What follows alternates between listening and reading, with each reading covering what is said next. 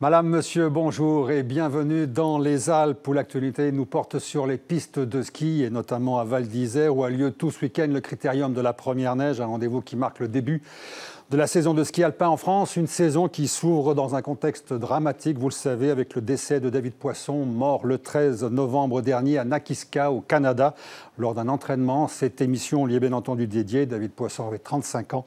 Il comptait 146 courses en Coupe du Monde, principalement en descente. Il avait été médaillé de bronze au championnat du monde de Schladming en 2013. Cet accident est d'autant plus douloureux pour nous Français qu'il en rappelle un autre, celui de Régine Cavagnou en 2001, également lors d'un entraînement. Et puis enfin, jeudi dernier, un jeune espoir allemand, Max Burkhardt, 17 ans, est également décédé lors d'un entraînement de descente à Lake Louise, au Canada. Tout ceci rappelle avec la plus extrême violence que la descente en ski est un sport à très haut risque. Et c'est justement de ce risque que nous allons tenter de mesurer avec nos invités pour comment le réduire et de quelle manière. Alors, autour de cette table, Fred Comte, le directeur du club des sports de Chamonix, organisateur de la célèbre course du Kandahar, qui se déroule sur la piste verte des Ouches. Denis Ray, ancien champion de descente, un membre de l'équipe de France de 82 à 95, la célèbre équipe des Top Gun avec les Crétier, Alphand et Picard. Et puis Fabien Saguez, le directeur technique national du ski français qui est en duplex de Val Thorens où se déroule une Coupe du Monde de ski cross. Bonjour. Alors je précise que cette émission est enregistrée vendredi dernier. Alors voilà pourquoi, Fabien Saguez, vous n'êtes pas en direct de Val d'Isère, mais bien de Val Thorens. D'abord un chiffre. 15, c'est le nombre de skieurs morts sur une piste depuis Tony Mark en 1959. C'était dans un slalom géant à Valberg. Tous les autres sont des descendeurs. Vous allez voir les noms. Il y a 4 Français, 3 Autrichiens, 3 Canadiens, 2 Italiens, 1 Américain, 1 Australien. Et donc, depuis jeudi, hélas, un Allemand. 6 sont décédés au cours d'un entraînement.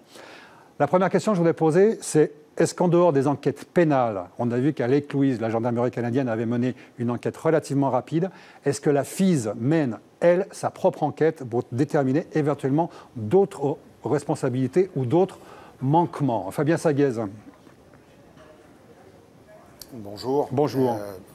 Pour répondre à votre question, non, évidemment, la FIS, ce n'est pas dans ses attributions aujourd'hui d'ouvrir des enquêtes sur ce genre d'accident. Les enquêtes sont généralement menées par les services de gendarmerie ou de police du lieu des accidents, donc assez logiquement d'ailleurs.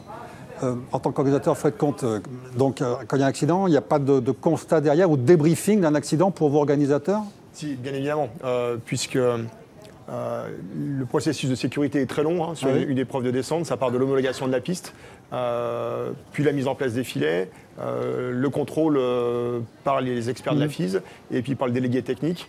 Évidemment, en cas de chute, le soir, on débriefe entre nous, savoir ce qui s'est passé, si la sécurité est importante, si elle était suffisante, s'il faut rajouter des filets ou pas. Mais effectivement, comme vient de le préciser Fabien, voilà, c'est entre nous et il n'y a pas de procédure mise en place. Alors on va passer directement donc, à ce que vous vivez, la situation des descendeurs. Il y a d'abord l'entraînement normal, disons, récurrent principalement nous sur glacier des Deux Alpes et de Tignes, dont on va voir les images. Là, Denis Ray, on arrive et on met en place un portillon de départ, des portes, et c'est parti. Ouais, je crois qu'il y a une grosse différence de mise de sécurisation des pistes entre les compétitions et les entraînements. Après, c'est vrai que j'ai pas l'impression, au vu du listing des accidents, qu'il y en ait plus en entraînement qu'en compétition.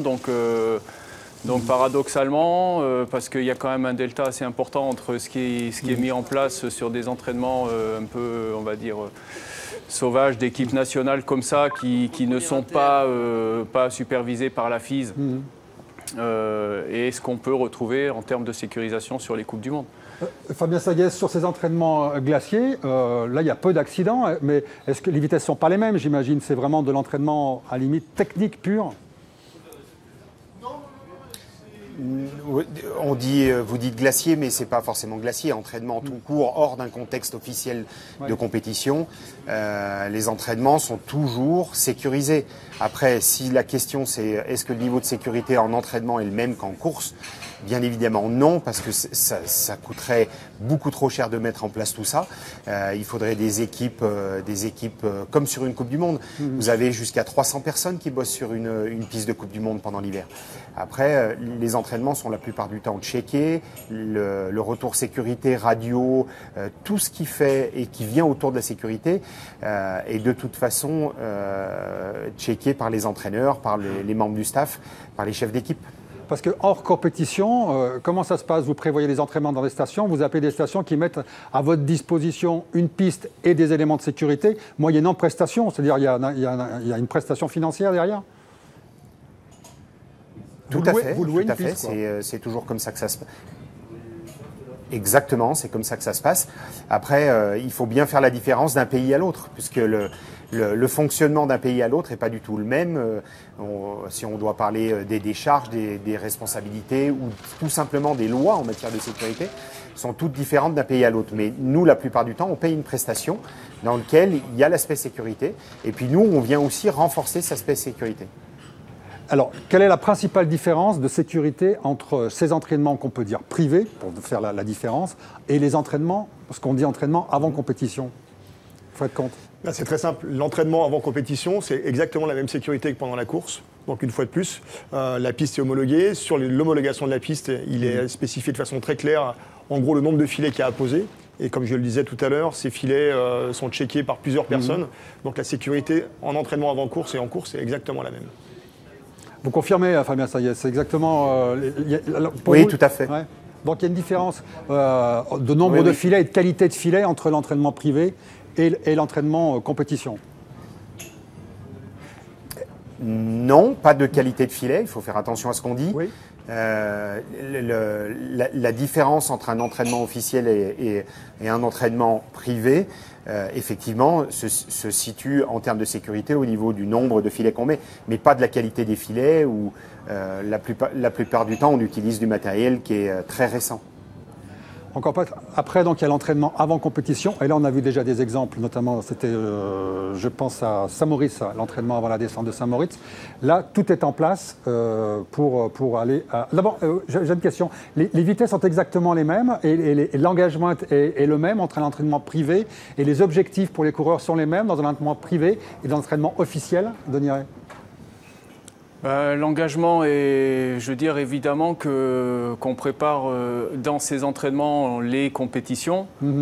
Donc on essaye de se rapprocher au plus du maximum. Après, je veux dire, de la même manière qu'un perchiste à l'entraînement, il va essayer de sauter des barres aussi hautes que ce qui sera amené à sauter en concours. Donc un descendeur, quand il est à l'entraînement, il est inévitablement amené à skier à peu près aux mêmes vitesses, avec le même niveau d'engagement. Voilà. Après, je veux dire, l'instinct de survie ou l'intelligence de chacun fait qu'on essaye je veux dire, c'est un peu... On n'arrive pas là par hasard. Je veux dire, la descente, c'est un sport dangereux dont on n'a pas conscience quand on le pratique, de la même manière qu'on n'a pas conscience qu'il est dangereux de se déplacer en voiture. Donc c'est un ensemble de choses. Et quand on arrive là, on ne se rend pas compte de tout ça. Je veux dire, un descendeur, c'est quelqu'un qui a envie d'aller vite à ski, quelle que soit la piste qu'on lui propose. Donc évidemment que plus la piste sera, mieux la piste sera protégée, moins il sera en danger en cas de chute. Mais je veux dire, même la chute en elle-même, c'est quelque chose dont on fait abstraction, puisqu'on n'est pas là pour tomber. Donc on va revenir sur ces entraînements en compétition et la compétition elle-même. Là, Fred Comte, tout est installé. Donc vous avez organisé celle des Ouches en 2016, le Kandahar. On va voir des images et donc là, ça nécessite combien de temps de préparation? C'est long? Est-ce que ça coûte cher? Alors c'est long, oui, c'est encore une fois, comme ça va dépendre du nombre de personnes qu'on met sur la piste. Chez nous, on a à peu près 3 semaines de préparation. On a à peu près une dizaine de jours sur lesquels on pose les filets. Donc on a 2 sortes de filets. Donc les filets de haute sécurité qui sont appelés des filets A, qui font 4 mètres de haut, qui sont installés généralement sur des potences, sur lesquels on vient encore mettre des bâches de glissement avec du Kevlar pour éviter justement qu'ils puissent être déchirés. Et puis après les filets B, qui sont des filets de sécurité qui font 2 mètres de haut. Et là, on va en mettre plusieurs épaisseurs, 2, 3, voire 4. Et ces filets ont pour but d'absorber l'énergie du skieur. Justement, vous en parlez. Je vais vous montrer des images qui ont été faites à Kitzbühel, où dans le même virage, quasiment beaucoup de skieurs sont sortis. Et on va pouvoir mesurer au vu de ces images l'efficacité de ces filets. Donc voilà, donc c'est bien ce type de filet qui maintenant, en fait, il y a 3 rangées. Et voilà, donc ça c'est les filets B, voilà, qui sont là pour absorber l'énergie en cas de chute. Et ça fonctionne plutôt très très bien. Il faut dire que en matière de sécurité, la FIS et l'ensemble des pistes partout dans le monde, les fabricants de matériel de sécurité ont fait énormément de progrès. Je vous ai juste interrompu pour dire qu'à chaque fois, les skieurs se sont relevés suite à ces chutes. Je m'excuse, Fabien Sarguez, continuez. Oui. Non, il y a un point qui est important à dire parce que le dossier sécurité est très prégnant aujourd'hui, mais en matière de sécurité, et Fred pourra le dire aussi, Denis aussi, on a fait énormément de progrès. On a fait énormément de tests, d'analyses. On a progressé au même titre que d'ailleurs sur les circuits de voiture ou de moto, ils ont énormément progressé aussi. Autre image que je vous montrais, la fameuse chute d'Hermann Maier aux Jeux Olympiques de Nagano. Vous allez voir aussi là qu'il y a une sortie de piste absolument spectaculaire. Lui aussi va se relever de manière indemne, avec certainement des contusions. Enfin, quelques jours après, il était champion olympique de slalom et de super G, Hermann Maier. Le bonhomme n'était peut-être pas forcément dans la norme. Sur ces images, on note quand même que c'est très dégagé, cette sortie de virage, qu'il n'y a pas d'arbres. Est-ce que, Denis Ray, les pistes justement où il y a des arbres, notamment celle où situé David Poisson, c'est vraiment un souci, ça? C'est bien sûr, c'est le même souci enfin, je veux dire, dès qu'il y a une chute, le danger, c'est la percussion. Que ce soit en auto, en moto, à ski. Donc évidemment que plus la piste va être dégagée, mieux ce sera. Après, je pense qu'aujourd'hui, la problématique, c'est que les skieurs arrivent à une telle technicité qu'on est obligé de faire des tracés qui sont très tournants. Donc les tracés très tournants, ça amène proche des bords de piste. Et avec des trajectoires qui, s'il y a un problème sur les entrées de virage ou pendant le virage, on se retrouve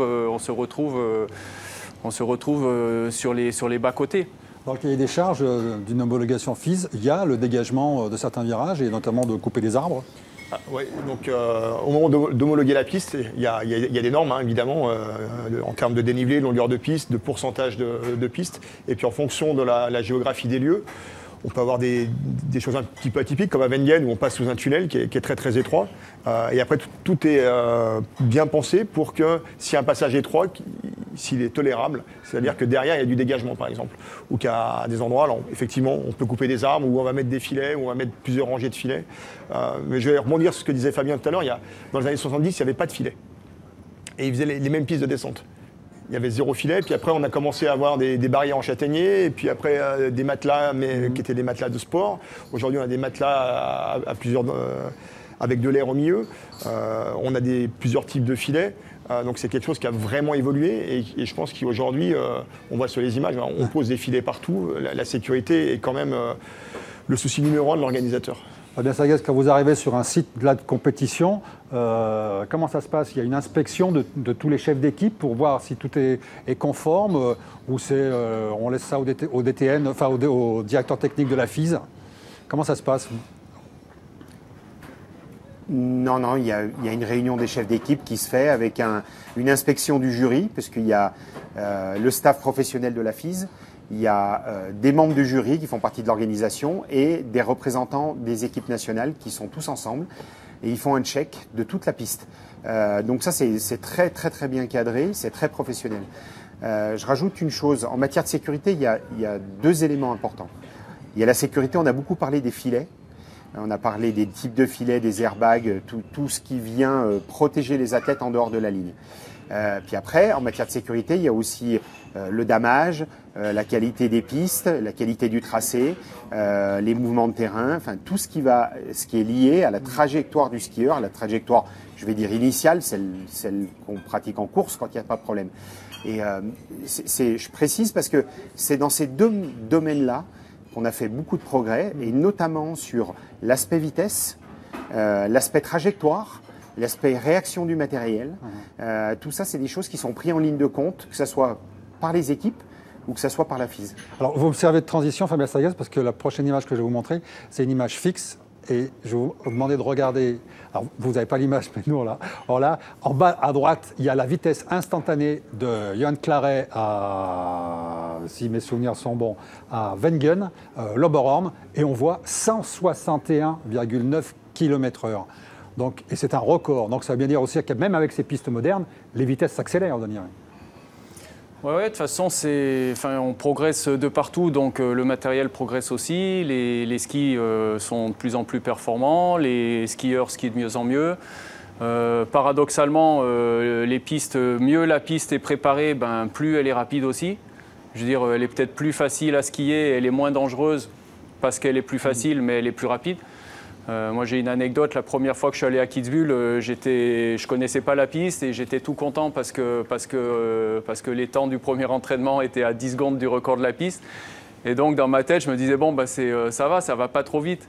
Et là, les anciens de l'équipe qui avaient plus d'expérience, ils m'ont dit, ouais, mais le problème, c'est que moins on va vite, et ça veut dire que plus c'est dur à skier. Donc après, c'est la même, je veux dire, c'est le même parallèle qu'on va avoir sur les pistes de Monsieur Tout-le-Monde aujourd'hui. Je veux dire, les pistes sont super belles et les gens ont tendance à skier beaucoup plus vite. On vous demande, en tant qu'organisateur, de garantir une certaine vitesse pour que ça soit quand même de la descente, qu'il y ait une prise de risque et donc, je vais dire, du spectacle pour les spectateurs et surtout téléspectateurs. Alors ça, c'est le boulot du traceur. Donc on a vu jusqu'à présent la mise en place de la sécurité et puis après il y a le tracé qui va garantir la qualité du spectacle, puisque la question est là. Donc le traceur, c'est un expert de la FIS, il est le seul à tracer toutes les descentes tout l'hiver. Donc c'est son métier, il étudie les tracés des années précédentes. Généralement il fait une visite de terrain l'été pour s'approprier le lieu. Et puis après, en fonction de la neige, en fonction des mouvements de terrain naturels, il met les piquets en place et c'est lui qui va générer la vitesse, qui va générer les trajectoires ou qui va générer des sauts plus ou moins importants. Et ça, pendant les entraînements, ou même avant les entraînements, il y a des pré-traçages. Et puis en fonction de la vitesse, généralement c'est des jeunes qui viennent tester un petit peu les portions. Et en fonction de la vitesse, la longueur des sauts, soit on va raboter des sauts parce qu'on les juge trop dangereux, soit on va bouger des portes pour là, pour avoir de la vitesse. On accompagne Guillermo Fayette dans une caméra embarquée sur la descente justement de Verte des Ouches. Fabien Sagaz. Oui, pour répondre à la question, oui, je vais juste intervenir pour répondre à la question sous-entendue. Non. Il n'y a jamais l'aspect spectacle, show ou image qui passe en premier au détriment de la sécurité. On ne se pose jamais la question de savoir si on va tracer en fonction du spectacle qu'on va rendre le jour de la course en direct à la télé. Ce n'est même pas une considération à avoir, ce n'est même pas une question à se poser parce qu'elle n'est pas là du tout. Je posais cette question-là parce qu'elle s'est posée à un moment donné, notamment avec la chute d'un skieur qui s'appelait Albrecht à Kitzbühel, après un saut juste avant l'arrivée, où il s'était fait très mal, mais lui aussi, après, avec coma et machin, mais après il est revenu pour skier. Et visiblement, ces sauts juste avant l'arrivée ont été maintenant abandonnés, Fred Camp. Ça dépend où. À Kitzbühel, il y a toujours un allègement. Encore une fois, ça dépend des pistes et il faut prendre aussi en compte normalement il y a 3 entraînements officiels avant la course. Donc les skieurs, au moment où ils font la course, c'est leur 4e passage. Les pistes, en fonction de la météo, notamment s'il fait beau et froid, la piste va avoir tendance à s'accélérer. Et puis les skieurs, entre le jour de l'entraînement et les jours de course, ils vont avoir un engagement supérieur. Effectivement, ils peuvent tendre un peu les lignes, avoir un peu plus de vitesse et ils peuvent se faire surprendre quand bien même ils se sont entraînés sur la piste et ils connaissent les moindres mouvements. Fabien Sagaz, sur cette vitesse instantanée de Johan Claret, c'est hallucinant. Pour un néophyte comme moi, 162 km/h sur une piste de ski alpin, en KL, je veux bien comprendre, dans un couloir bien dégagé. Non, c'est pas trop. Vous l'avez bien dit, il faut rappeler au public et aux téléspectateurs qui vont regarder l'émission que c'est bien une vitesse instantanée. Moi, je regarde tous les week-ends, je regarde les Grands Prix de Formule 1 ou la MotoGP. C'est pas sur une fraction de seconde qu'on passe à 160 km/h là. Dans ce genre de discipline, c'est des très longues secondes qu'on passe à au-delà de 300 km/h. Donc là, encore une fois, la précision est importante. Vitesse instantanée, oui, il y a un moment dans le Annexschuss à Wengen, Johan Claret est passé à plus de 160 km/h. Alors c'est vrai, on a atteint une vitesse qui est très élevée. Et à la fois, cet endroit, il est très bien dégagé, il est très bien sécurisé, la piste est très bien préparée et les athlètes sont très bien préparés à faire face à ce genre de situation, il faut le dire aussi. Denis Ray, justement, à ces vitesses-là, un témoignage de vécu. Ouais, on est préparé. On arrive là à l'essence même de ce qui vous fait, ou ce qui vous a fait concourir en termes de plaisir et...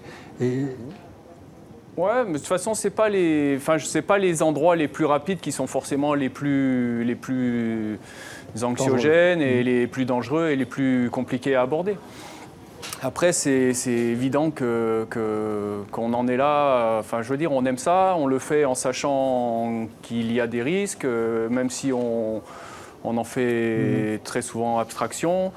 Et que pour revenir à la sécurité, il est évident que sur les courses, elle est optimale et elle est excellente. Et c'est vrai qu'elle ne fait que progresser. Qu'en dehors, on fait le mieux qu'on peut en fonction des moyens qu'on a et que c'est la moindre des choses. On ne peut pas faire moins que ce qu'on fait. La sécurité extérieure sur les barrières, sur la piste elle-même. Est-ce qu'il n'y a pas aussi une question sur la sécurité même que porte le skieur? Est-ce qu'on ne peut pas envisager, je ne sais pas, des accessoires qui lui permettraient de moins se faire mal? Parce qu'on parle beaucoup d'accidents mortels aussi, mais il y a beaucoup de ligaments croisés. Fabien Saguez, on en est où là actuellement sur les sécurités que porte le skieur? Les progrès qui ont été faits ces dernières années portent sur ce qu'on appelle le setup, c'est-à-dire ski, fixation, chaussures. Et là-dessus, il y a des progrès qui ont été faits de manière importante. Il y a aussi des vrais progrès, une vraie avancée qui a été faite sur les normes des casques, puisque les casques aujourd'hui, depuis quelques années, ont évolué. Les normes ont évolué dans le sens de la sécurité et de la protection du skieur. Et puis, on voit arriver progressivement ces dernières années des formules avec airbag, c'est-à-dire des gilets de protection qui sont sous la combinaison, qui permettent aux skieurs d'être protégés en cas de chute. On est en plein développement de ces airbags, ça fonctionne très très bien. D'ailleurs, à Val Thorens hier, il y a encore eu des ouvertures d'airbags lors de chutes pendant la compétition et ça fonctionne bien.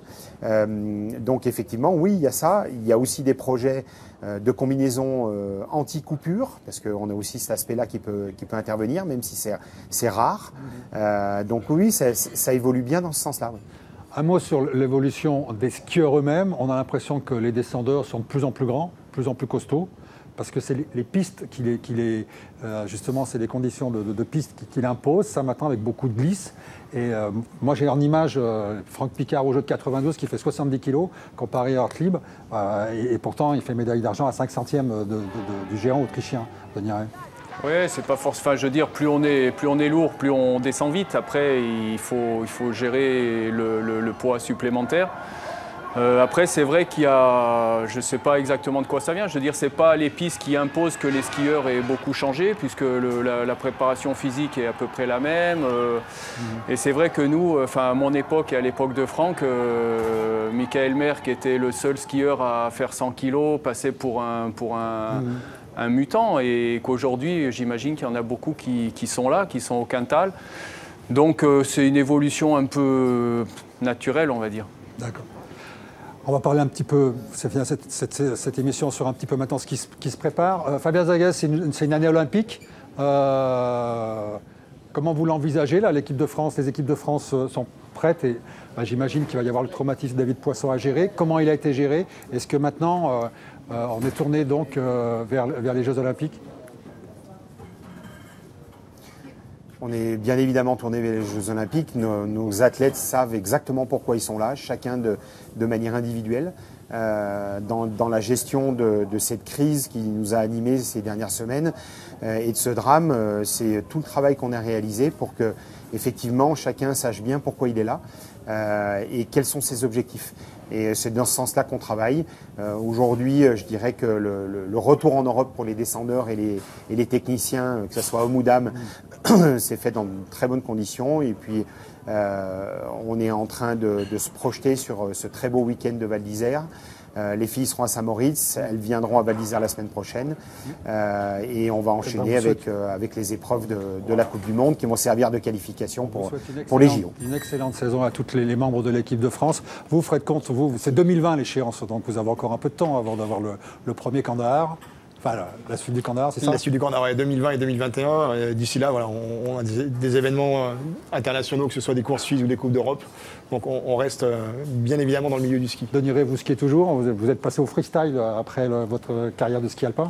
Oui, je skie toujours. Vous attendez la neige avant. Voilà, je suis en convalescence, je me suis accidenté l'hiver dernier, donc vous voyez, les risques, on continue à les prendre aussi en dehors de la compétition. Messieurs, je vous remercie. Je voudrais qu'on se quitte sur les images de David Poisson lors de sa médaille de bronze au championnat du monde de Schladming pour un dernier hommage. Je vous souhaite une excellente après-midi.